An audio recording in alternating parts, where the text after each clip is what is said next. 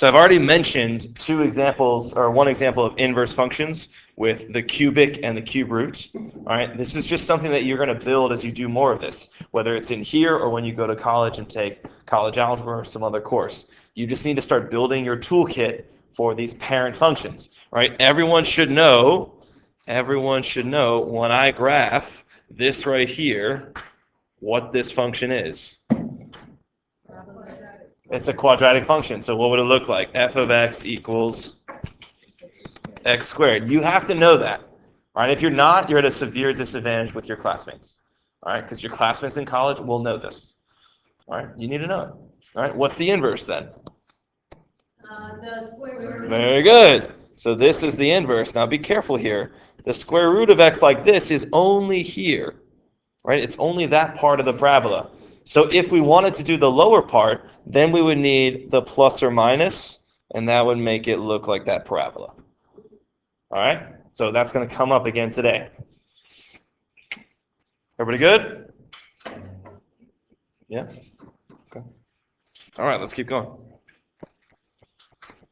Is this where we are?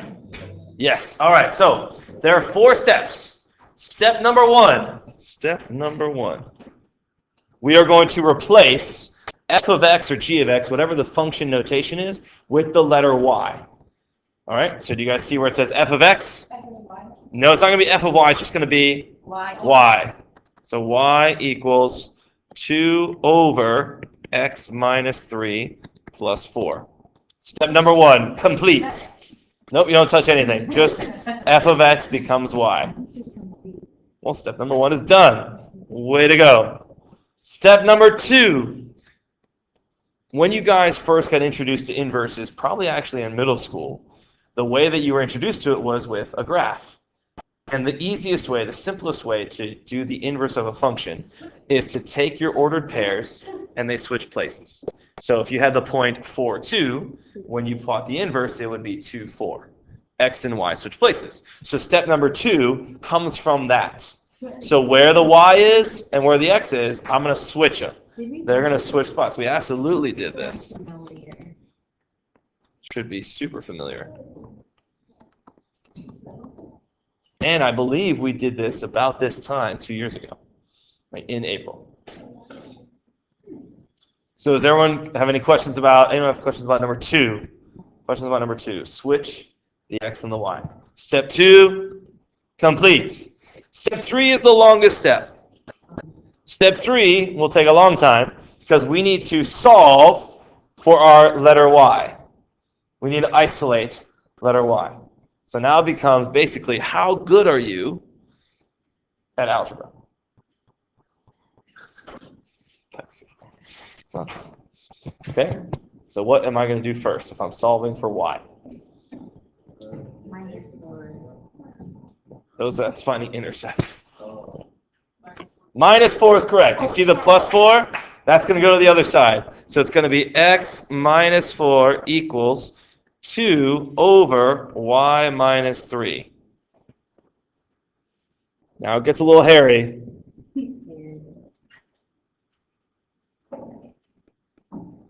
The next thing I'm going to do, and I'll show this step because it is so hairy, I'm going to multiply both sides by y minus 3.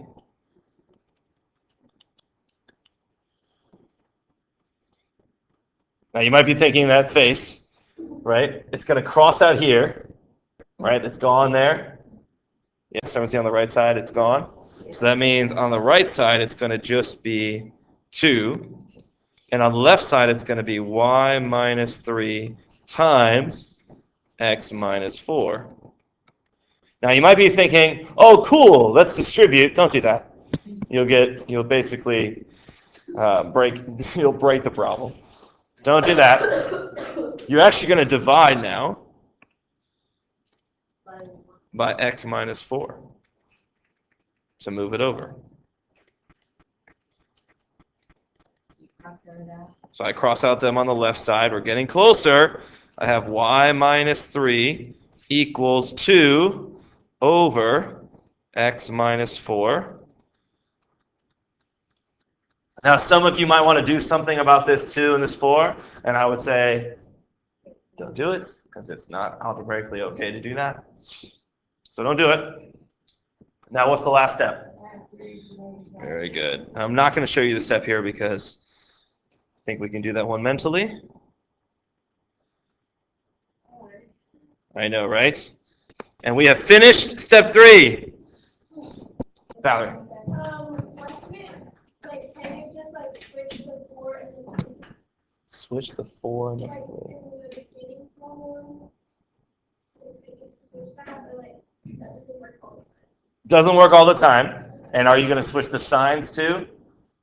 Some people do, some people don't. So I wouldn't get into that habit because not all problems are going to be this kind of function. I'm going to throw a lot of functions at you. Quadratic, cubic, a lot of different functions. All right? Now, if you notice a pattern and you want to go for it, absolutely go for it. Right? But notice that's what we do as humans. We see a pattern, we stick with the pattern, and then what if the pattern changes? That's when we fall down. All right? Hurt ourselves. No? Ever have those patterns? Like I always walk my dog at this time, and I never see a dog, so I don't put the dog on the leash.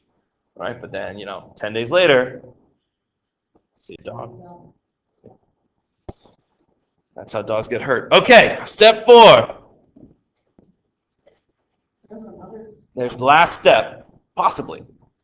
Do you think this is a function? I think the correct answer is no. Well, there is a correct answer. Yes, it is, because that's like the y slope, right? Y slope? No. The x is in the denominator, so it's not linear. It is a function. What type of function is this?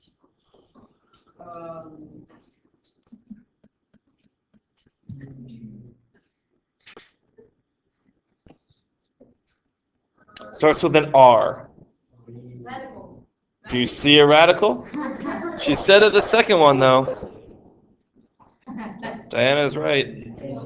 It's rational. All right? Do you remember what this looks like? Really? No. I bet when I graph it, you will. Yeah, probably. Because you'll see it.